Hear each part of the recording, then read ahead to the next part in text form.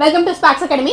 என்ன வீடியோ பார்க்க போறோம் அப்படின்னா, நமக்கு தெரியும் டிஎன்பிஎஸ்சில இருந்து டிப்ளமோ லெவல் நோட்டிஃபிகேஷன் ரிலீஸ் ஆயிருக்கு. டிப்ளமோ லெவல் நோட்டிஃபிகேஷன்ல நம்ம இசி ஸ்டூடெண்ட்ஸ்க்காக ரேடியோ சூப்பர்வைசர்ன்ற போஸ்டிங் வந்து நமக்கு ரிலீஸ் பண்ணியிருக்காங்க.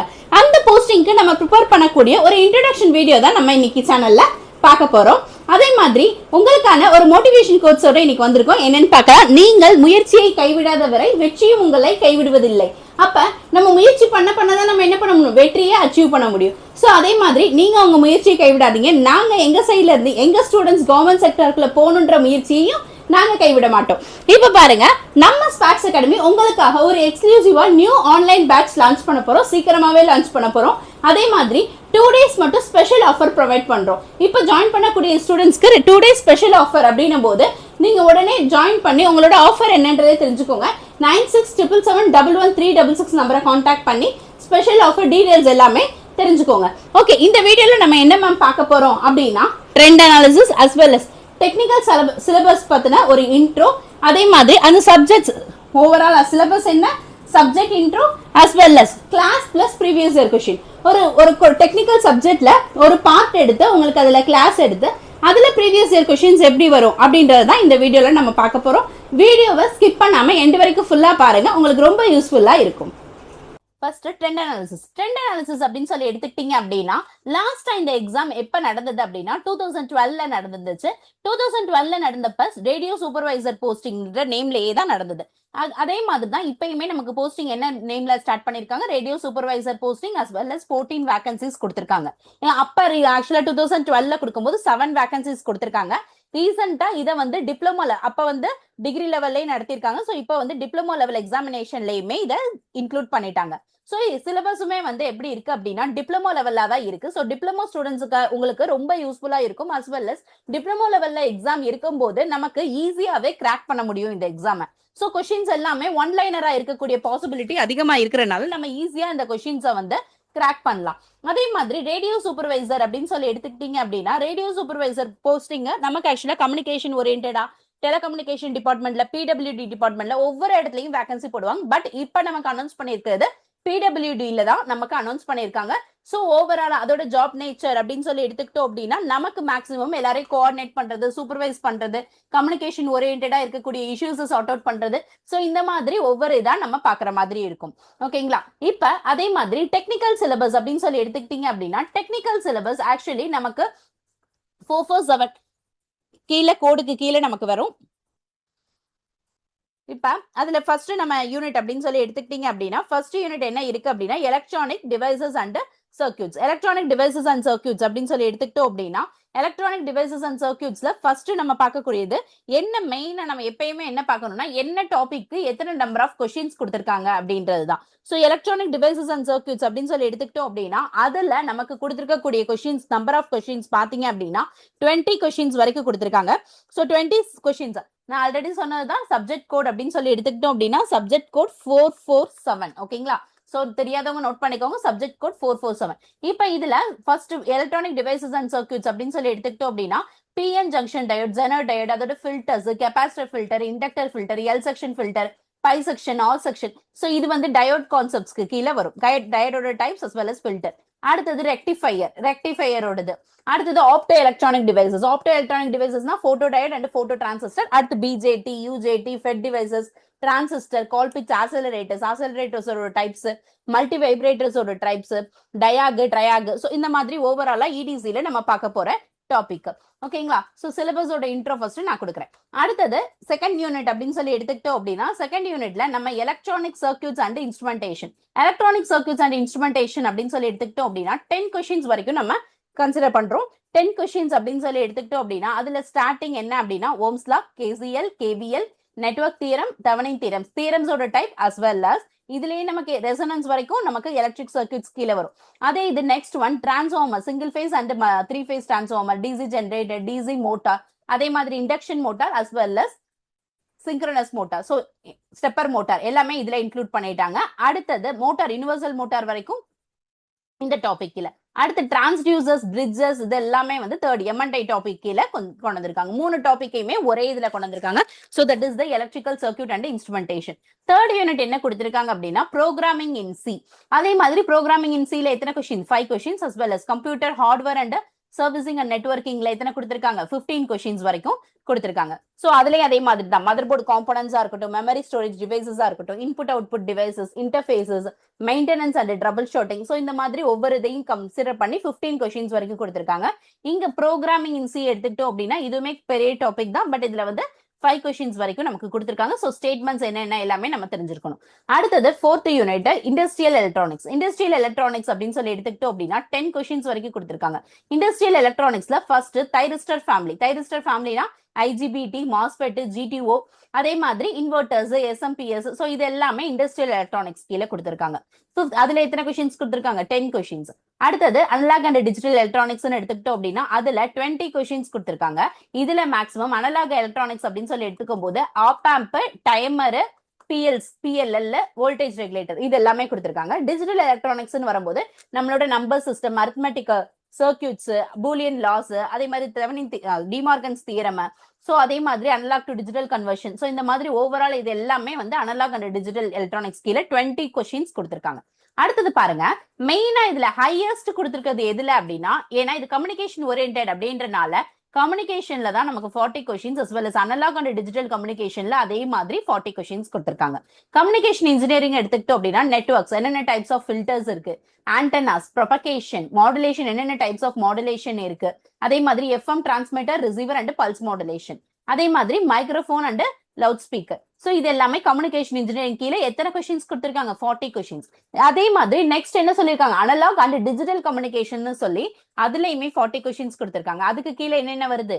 Radar system, telephone system, PSTN, ISDN, digital communication, digital codes, optical communication, so இந்த மாதிரி ஓவரால் டாபிக்ஸ் எல்லாமே அனலாக் அண்ட் டிஜிட்டல் கம்யூனிகேஷனுக்கு கீழே கொடுத்திருக்காங்க. 8th யூனிட் பாருங்க, micro controller and its application. Micro controller எடுத்துக்கிட்டோம் அப்படின்னா 8051 மைக்ரோ கண்ட்ரோலர் கொடுத்திருக்காங்க. அதோட architecture and addressing modes, so இது எல்லாமே வந்து 8051 ஓடது மட்டும் கொடுத்திருக்காங்க. அடுத்தது ஐசி என்ன ஐசி கொடுத்திருக்காங்க? 8255 இன்டரப்ட்க்குல கொடுத்திருக்காங்க. ஓகேங்களா? சோ இது எல்லாமே micro controller and its application. அதுல எத்தனை கொஸ்டின்ஸ் கொடுத்திருக்காங்க? 10 கொஸ்டின்ஸ் கொடுத்திருக்காங்க.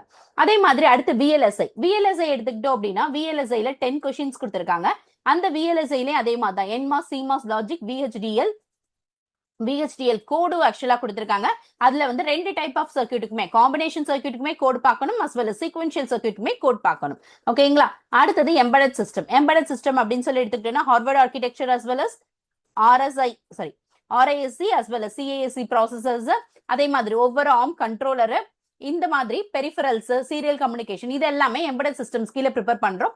சோ அதுல மெயினா எத்தனை கொஸ்டின்ஸ் வரைக்கும் கொடுத்திருக்காங்க? 20 கொஸ்டின்ஸ் வரைக்கும் கொடுத்திருக்காங்க. சோ இந்த மாதிரி ஓவராலா 10 யூனிட்ஸ் அப்படின்னு சொல்லி எடுத்துக்கிட்டீங்க அப்படின்னா இந்த 10 யூனிட்ஸ் நம்ம ப்ரிப்பேர் பண்ணணும். இந்த 10 யூனிட்ஸ்க்கும் நம்ம ஆக்சுவலா வந்து நமக்கு ஆல்ரெடி புக் அவைலபிள் இருக்கும். So books plus as well as நம்மளோட ப்ரீவியஸ் இயர் கொஸ்டின் பேப்பர்ஸ், இந்த மாதிரி ஒன்னொன்னா வச்சுதான் நம்ம ப்ரிப்பேர் பண்ண போறோம். ஓகே, இப்ப உங்களுக்கு இதுல நான் எக்ஸ்க்ளூசிவா ஒரு சப்ஜெக்ட நம்ம எப்படி படிக்கலாம் அப்படின்றத ஒரு வீடியோ நம்ம பார்க்கலாம்.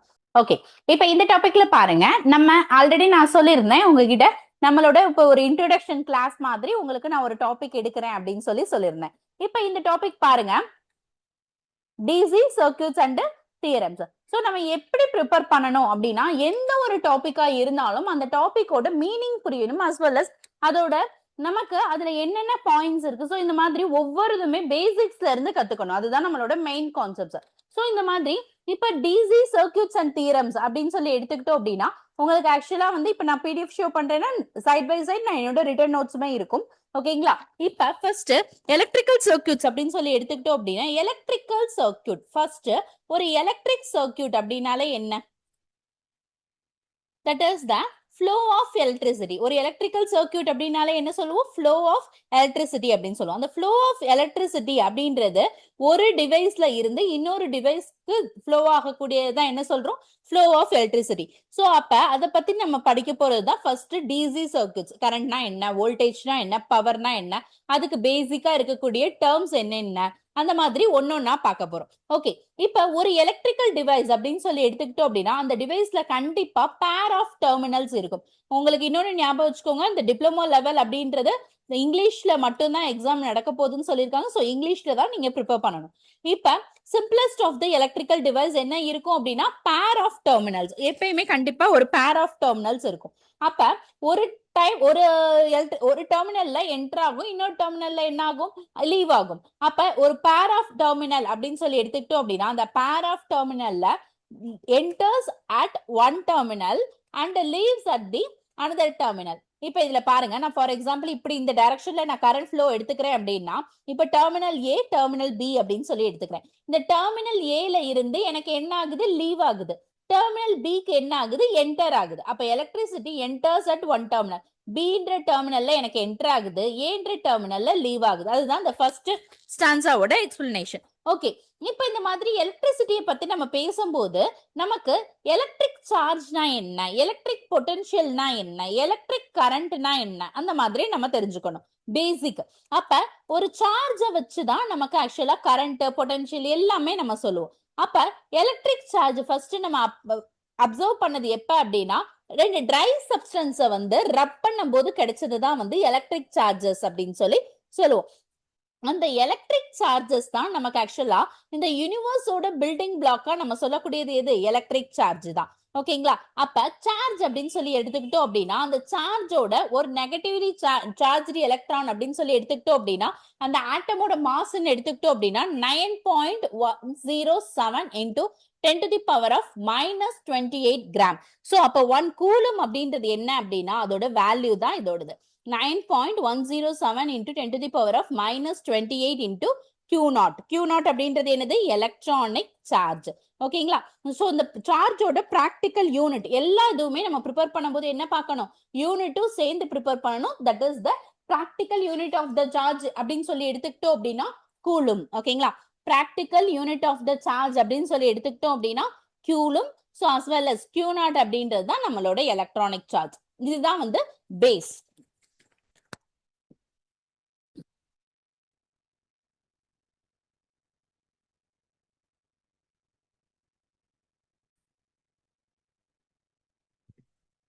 Next one the basic concepts அப்படின்னு சொல்லி எடுத்துக்கிட்டோம் அப்படின்னா தட் இஸ் ஆல் மேட்டர், எல்லா மேட்டர் அப்படின்னு சொல்லி எடுத்துக்கிட்டோம் அப்படின்னா எல்லா மேட்டர்லயும் என்ன இருக்கும், மைன்யூட் பார்ட்டிகல்ஸ் இருக்கும். அந்த மைன்யூட் பார்ட்டிகல்ஸ் அப்படின்றத நம்ம என்ன சொல்லுவோம், மாலிகூல்ஸ் அப்படின்னு சொல்லுவோம். மாலிகூல்ஸ் அப்படின்றது என்ன சொல்லுவோம், made up of the minute particles. So இது வந்து பேசிக் கான்செப்ட். அப்ப எல்லா மேட்டருக்குள்ளேயும் என்ன இருக்கும், ஒரு மைன்யூட் பார்ட்டிகல்ஸ் இருக்கும். இந்த மைன்யூட் பார்ட்டிகல்ஸ் தான் நம்ம என்னன்னு சொல்றோம், மாலிகூல்ஸ் சொல்றோம். மாலிகூல்ஸ் வந்து எப்படி மேடப் ஆயிருக்கும், அந்த மைன்யூட் பார்ட்டிகல் தான் என்னது, atom. Atom is the minute particle. Atom தான் என்னன்னு சொல்றோம், மைன்யூட் பார்ட்டிகல். இந்த மைன்யூட் பார்ட்டிகலோட சேர்ந்தது தான் என்னது, எனக்கு மாலிகூல். ஓகேங்களா? So all matter consists of a minute particle that is called the molecule. And the molecules என்னது, made up of the more minute particles called atoms. அந்த molecules எல்லாமே நிறைய minute particles வச்சு இருக்கிறது தான் பேர் என்னது, atom. ஓகேங்களா? minute particles என்ன சொல்லுவோம், molecules சொல்லுவோம். அந்த molecules are made up of more minute particles தான் என்னன்னு சொல்றோம், atom அப்படின்னு சொல்லி சொல்றோம். அப்போ ஒரு ஆட்டம் அப்படின்னு சொல்லி எடுத்துக்கிட்டோம் அப்படின்னா ஆட்டம்ல சென்டர் நியூக்ளியஸ் இருக்கும். அதுக்கு அடுத்து நம்பர் ஆஃப் எலக்ட்ரான்ஸ் இப்ப இருக்கு அப்படின்னா ஆட்டம் அப்படின்னு சொல்லி எடுத்துக்கிட்டோம் அப்படின்னா ஃபர்ஸ்ட் மாலிகுல் தான் மைனூட் பார்ட்டிகல்ஸ். மைனூட் பார்ட்டிகல்ஸ் இது பண்ணி வரக்கூடியது தான் என்னது, more number of minute particles இருக்கக்கூடியது தான் என்னது, ஆட்டம்ஸ் அப்படின்னு சொல்லி சொல்லுவோம். இப்ப ஆட்டம்ல சென்டர் நியூக்ளியஸ் இருக்கும். அது சென்ட்ரல் நியூக்ளியஸ் இருக்கும்போது இந்த சென்ட்ரல் நியூக்ளியஸ்ல என்ன இருக்குன்னா நம்பர் ஆஃப் எலக்ட்ரான்ஸ் Ne அப்படின்னு சொல்லி எடுத்துக்கிட்டோம் அப்படின்னா Ne எங்க இருக்கும்னா அரௌண்ட் த நியூக்ளியஸ். ஒரு ஆட்டம் எடுத்துட்டோம்னா ஆட்டம்ல சென்ட்ரல் நியூக்ளியஸ் இருக்கும். இந்த நம்பர் ஆஃப் எலக்ட்ரான்ஸ் எப்படி இருக்கும், அரௌண்ட் த நியூக்ளியஸ் இருக்கும். அந்த நியூக்ளியஸ்ல என்ன இருக்கும், புரோட்டான்ஸ் அண்ட் நியூட்ரான்ஸ். நியூக்ளியஸ்ல எடுத்துக்கிட்டோம் அப்படின்னா என்ன பிரசன்ஸ் ஆயிருக்கும், புரோட்டான்ஸ் அண்ட் நியூட்ரான்ஸ். ஓகேங்களா? Protons and neutrons. புரோட்டான்ஸ் அப்படின்றது என்ன சார்ஜா இருக்கும்னா பாசிட்டிவ்லி சார்ஜா இருக்கும். எலக்ட்ரான் அப்படின்றது என்ன சார்ஜா இருக்கும், நெகட்டிவ் சார்ஜா இருக்கும். நியூட்ரான் அப்படின்னு சொல்லி எடுத்துக்கிட்டோம் அப்படின்னா இதுக்கு சார்ஜ் இருக்காது. Do not carry any charge. Do not carry any charge. புரோட்டான்னா என்ன சார்ஜ், பாசிட்டிவ் சார்ஜ். எலக்ட்ரான்னா என்ன சார்ஜ், நெகட்டிவ் சார்ஜ். நியூட்ரான்னா என்ன சார்ஜ், சார்ஜ் இருக்காது. Do not carry any charge. So அப்ப ஒரு நியூக்ளியஸ் அப்படின்னு சொல்லி எடுத்துக்கிட்டோம்னா நியூக்ளியஸ்ல என்ன பிரசன்ஸா இருக்கும், புரோட்டான்ஸ் அண்ட் நியூட்ரான்ஸ் பிரசன்ஸ் ஆயிருக்கும். அப்ப இது வந்து நார்மலா ஆட்டம் சொல்றோம். அந்த ஆட்டம்ல நான் இப்ப சொன்னேன்னா அந்த நியூக்ளியஸ் இருக்கு, அந்த நியூக்ளியஸ்ல பாசிட்டிவ் சார்ஜ் இருக்கும் அப்படின்னு சொல்றோமா. அந்த நியூக்ளியஸ்ல இருக்கக்கூடிய பாசிட்டிவ் சார்ஜ் எப்படி இருக்கும் ஒரு நார்மல் ஆட்டம், ஒரு நார்மல் ஆட்டம் அப்படின்னு சொல்லி எடுத்துக்கிட்டோம் அப்படின்னா, இந்த நார்மல் ஆட்டம்ல positive number of positive charge எப்படி இருக்கும் அப்படின்னா equal to the negative charge, total number of negative charge. In normal atom, the positive charge on the nucleus is exactly equal to the now total negative charge surrounding the nucleus. இது basic concepts. ஓகேங்களா? Next பார்க்கலாமா? ஆட்டம்னா என்னன்னு தெரிஞ்சுக்கிட்டோம், மாலிகுல்ஸ்னா என்னன்னு தெரிஞ்சுட்டோம். ஆட்டம்குள்ள என்ன இருக்கும்? Nucleus இருக்கும். அந்த நியூக்ளியஸ் அரௌண்ட் பண்ணி என்ன இருக்கும்? நியூக்ளியஸ்ல என்ன பிரசன்ஸ் ஆயிருக்கும்? புரோட்டான் அண்ட் நியூட்ரான் இருக்கும். அந்த நியூட்ரான்ஸ் சுத்தி என்ன இருக்கும்? எலக்ட்ரான்ஸ் ஃப்ளோ ஆகும். ஓகேங்களா? அப்ப ஒவ்வொரு ஆட்டம்லயுமே எவ்ரி ஆட்டம் என்ன இருக்கும்? Positive and negative charges are equal. ஓகேங்களா? அப்ப no net positive charge and net electric negative charge. Next one, அப்ப எலக்ட்ரான்ஸ் வந்து எப்பயுமே எப்படி ரிவால்வ் ஆகும் நியூக்ளியஸ் சுத்தி அப்படின்னா ஒரு எலிப்டிக்கல் ஆர்பிட்ல தான் சுத்தும். So electrons are around the nucleus எப்படி இருக்கும்? எலிப்டிக்கல் ஆர்பிட்டா தான் சுத்தும். ஃபர்ஸ்ட் ஆர்பிட்ல எப்படி இருக்கும்னா 2 எலக்ட்ரான்ஸ் இருக்கும். சோ ஆர்பிட்ஸை நம்ம ஸ்பிளிட் பண்ணுவோம், அந்த நம்பர் ஆஃப் ஆர்பிட் நம்பரை பொறுத்து ஸ்பிளிட் பண்ணுவோம். ஃபர்ஸ்ட் ஆர்பிட்ல எத்தனை எலக்ட்ரான்ஸ் இருக்கும் அப்படின்னா 2 எலக்ட்ரான்ஸ் இருக்கும். செகண்ட் ஆர்பிட்ல எத்தனை எலக்ட்ரான்ஸ் இருக்கும் அப்படின்னா 8 எலக்ட்ரான்ஸ் இருக்கும். தேர்ட் ஆர்பிட்ல மேக்ஸிமம் நம்பர் ஆஃப் எலக்ட்ரான்ஸ் எத்தனை இருக்கும் அப்படின்னா 18 எலக்ட்ரான்ஸ். சோ நம்பர் ஆஃப் ஒரு ஆர்பிட்ல நம்பர் ஆஃப் எலக்ட்ரான்ஸ் எப்படி நம்ம செட் பண்ணுவோம் அப்படின்னா 2 நம்பர் ஆஃப் எலக்ட்ரான்ஸோட ஃபார்முலா என்னன்னா 2 into n ஸ்கொயர். இப்ப அதனாலதான் இப்ப ஃபர்ஸ்ட் ஆர்பிட் அப்படின்னா என்னோட வேல்யூ என்ன? 1. அப்ப 2 into 1 ஸ்கொயர், அப்ப 2. அடுத்தது என்னோட வேல்யூ செகண்ட் ஆர்பிட், என்னோட வேல்யூ 2. அப்ப 2 into 2 ஸ்கொயர், 2 ஸ்கொயர் என்னது 4, 4 into 2 8 எலக்ட்ரான்ஸ். அடுத்தது தேர்ட் ஆர்பிட், என்னோட வேல்யூ 3. அப்ப 2 into 3 ஸ்கொயர், 3 ஸ்கொயர் என்னது 9, 9 into 2 18. இந்த மாதிரி ஆர்பிட் வந்து நம்பர் ஆஃப் எலக்ட்ரான்ஸை வச்சு நம்ம டிசைட் பண்ணி ஃபில் பண்ணக்கூடியது. ஓகேங்களா? சோ இது பேசிக்ஸா இந்த ஆர்பிட்ஸ்ல எத்தனை இருக்கும் அப்படின்றத நம்ம தெரிஞ்சுக்கிறோம். இப்ப நெக்ஸ்ட் நம்ம பார்க்க போறது மோஸ்ட் இம்பார்ட்டன்டான டெஃபினிஷன்ஸ். என்னென்ன டெஃபினிஷன்ஸ் அப்படின்றத பார்க்கலாம். First definition current. கரண்ட் அப்படின்றதுக்கு என்ன? Flow of electrons in any conductor. எந்த கண்டக்டர் இல்லைனாலும் ஃப்ளோ ஆஃப் எலக்ட்ரான்ஸ் இருந்துச்சு அப்படின்னா அதுதான் என்னன்னு சொல்லுவோம்? கரண்ட் அப்படின்னு சொல்லுவோம். Flow of electrons in any conductor is called the current. அடுத்து அதை எப்படி ரெப்ரசென்ட் பண்ணுவோம்? ஐன்னு ரெப்ரசென்ட் பண்ணுவோம். ஐ எப்படி ரெப்ரசென்ட் பண்ணுவோம்? I is equal to Q by T. I is equal to Q by T. Qன்றது என்னது? சார்ஜ். Qன்றது சார்ஜ் பை T. சார்ஜோட யூனிட் என்ன? கூலும். T யோட யூனிட் என்ன? செகண்ட்ஸ். அப்ப ஐயோட யூனிட் என்னன்னு கேட்டாங்கன்னா ஆம்பியர்னு சொல்லலாம், இன்னொன்னு என்ன சொல்லலாம்? கூலும் பெர் செகண்ட்னு சொல்லலாம். ஓகேங்களா? சோ கரண்டோட பேசிக் டெஃபினேஷன் யூனிட் ரொம்ப இம்பார்ட்டன்ட். அதுதான் இங்க 1 ஆம்பியர்னு டிஃபைன் பண்ணிருப்போம். 1 ampere can be defined as 1 coulomb of charge transferred in 1 second. 1 coulomb of charge transferred in 1 second. 1 செகண்டுக்கு எவ்வளவு coulomb of charge transfer ஆகுதோ அதுதான் என்னன்னு சொல்றோம்? 1 ஆம்பியர்னு சொல்றோம். அடுத்து வோல்டேஜ். வோல்டேஜ் அதே மாதிரி தான். இப்ப 2 பொட்டன்ஷியல் சொல்றோமா, அந்த 2 பொட்டன்ஷியலுக்கு 2 பாயிண்ட்ஸ்க்கு நடுவில் இருக்கக்கூடிய டிஃபரன்ஸ் தான் என்னன்னு சொல்லுவோம்? Voltage. Difference of the potential between the 2 points is called the voltage or potential difference. Voltage எப்படி denote பண்ணுவோம்? V. அப்ப இதோட யூனிட் அப்படின்னு சொல்லி எடுத்துக்கிட்டோம்னா என்னது? வோல்ட்ஸ். இப்ப நம்ம பார்த்தோமா அதே மாதிரி இப்போ ஆம்பியருக்கு பார்த்தோம்ல, அப்ப அதே மாதிரி வோல்டேஜ்க்கு என்ன ஃபார்முலா வரும்? வோல்டேஜ்க்கு ஃபார்முலா என்ன வரும்? Voltage 1 volt. 1 volt is defined as the நம்ம ஓம்ஸ் லா சொல்லுவோம்ல, Ohm's law V equal to I into R. The 1 volt is defined as the potential difference across the resistance of 1 ohm. Resistance ஓட value 1 ohm which carrying a 1 amp. அப்ப voltage என்னது? 1 volt. 1 volt is defined as the potential difference across the resistance of 1 ohm carrying a current of 1 ampere. இதுதான் என்னது? 1 volt அப்படின்னு சொல்லி சொல்றோம். ஓகேங்களா? Next பாப்போமா? ரெசிஸ்டன்ஸ் என்ன பண்ணும்? ரெசிஸ்டன்ஸ் அப்படின்னு சொல்லி எடுத்துக்கிட்டோம்னாலே கரண்ட் அப்போஸ் பண்ணக்கூடியதுதான் resistance. Opposition afforded by the substance. ஒரு அப்போசிஷனை கிரியேட் பண்றது தான் என்னது? எனக்கு resistance. So opposition afforded by the substance. Flow of current oppose பண்றது தான் என்னது resistance. resistance எப்படி denote பண்ணுவோம் r ன்னு denote பண்ணுவோம். அதோட யூனிட் என்னது ohm. ஓகேங்களா? சோ இப்ப law of resistance ன்னு எடுத்துக்கிட்டோம் அப்படின்னா r ஓட ஃபார்முலா என்னன்னா rho l by a. So இத தான் இங்க சொல்லிருப்பாங்க law of resistance அப்படின்னு சொல்லிட்டு. The resistance r of a conductor is directly proportional to resistance.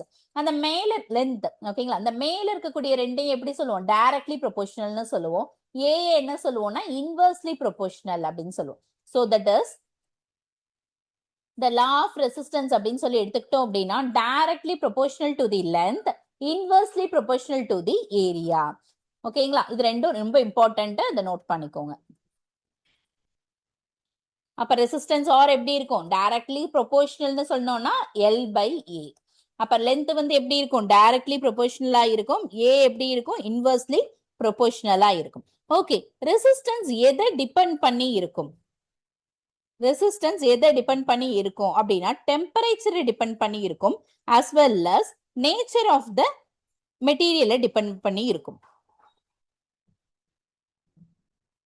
ஓகேங்களா?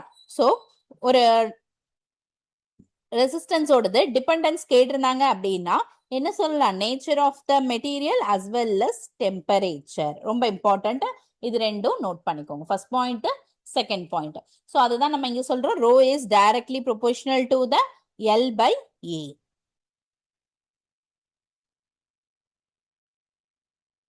Next one,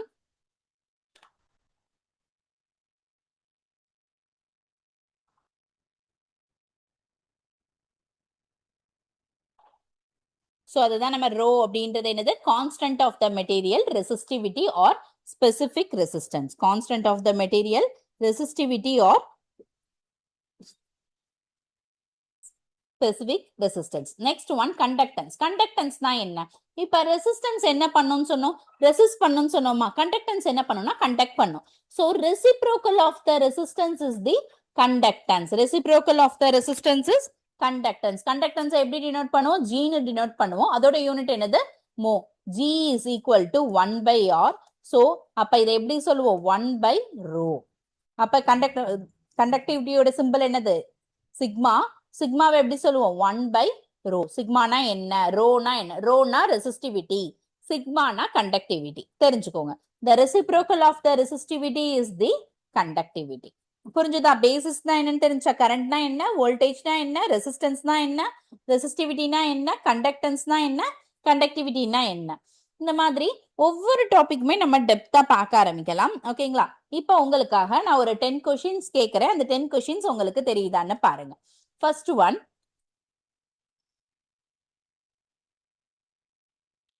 the resistance of the material, the resistance of the material depends upon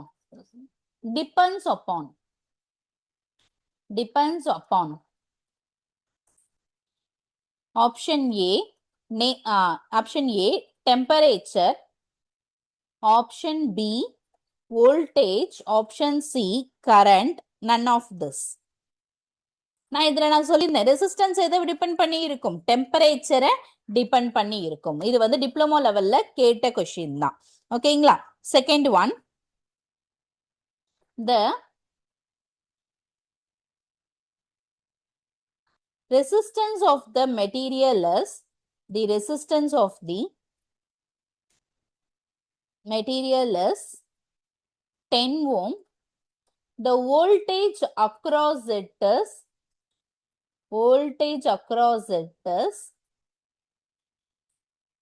20 volt.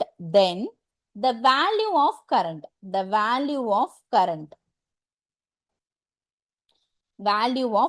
கரண்டோட value என்ன, I என்னன்னு கேட்டிருக்காங்க.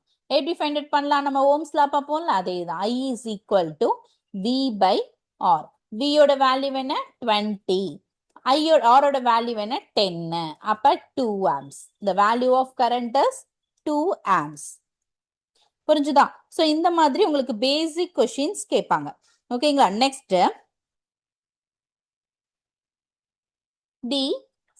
the symbol of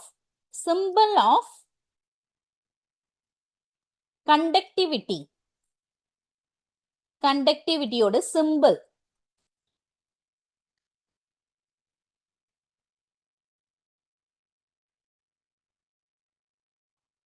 என்ன வரும்?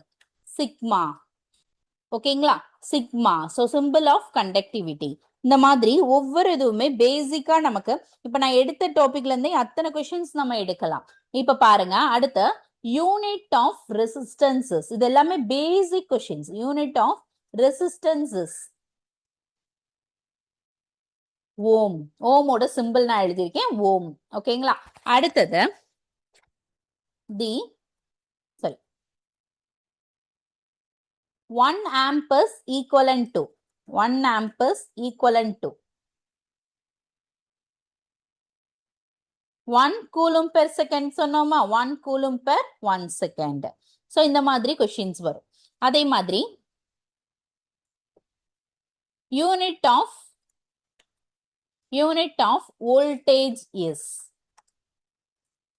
volt. Unit of voltage is volt. Next one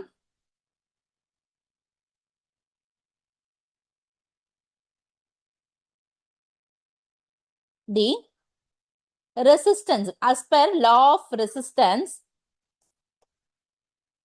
is directly proportional to options வந்து length, area,